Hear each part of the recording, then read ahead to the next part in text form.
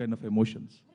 అంటే ఆహ్, ఈ సినిమాలో ఇలాంటి క్యారెక్టర్ ప్లే చేసాం. ఒక నిజ జీవిత ఫైటర్ పైలట్ క్యారెక్టర్‌ని ప్లే చేసేటప్పుడు నిజానికి ఎంత దగ్గరలో ఉంటే అంత మంచిది. అండ్ ఆ పోర్ట్రేయల్ కూడా యాజ్ రియల్ యాజ్ పాసిబుల్ చేయాలి. మేము ఒక రియలిస్టిక్ అప్రోచ్‌తో ఈ సినిమాకు చాలా రియలిజంతో అప్రోచ్ అయ్యాం.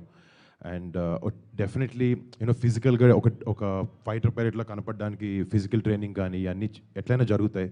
బట్ ఒక ఫైటర్ పైలట్ షూస్ వేసుకున్నప్పుడు, ఆ డ్రెస్ వేసుకున్నప్పుడు ఒక పైలట్ లాగా బిహేవ్ చేయాలన్నా, మాట్లాడాలన్నా, కదలాలన్నా, ఆ న్యూయాన్సెస్, బాడీ లాంగ్వేజ్ అన్నిటికీ మాకు ఐఏఎఫ్తో మేము కలిసి సినిమా పనిచేసినప్పుడు వాళ్ళు సెట్లో ఒక ఇద్దరు ఐఏఎఫ్ పర్సనల్ని పెట్టారు. అండ్ వాళ్ళు నిజంగా మాకు ఈ బాడీ లాంగ్వేజ్ రావడానికి కానీ అన్నిటికని చాలా సహకరించారు.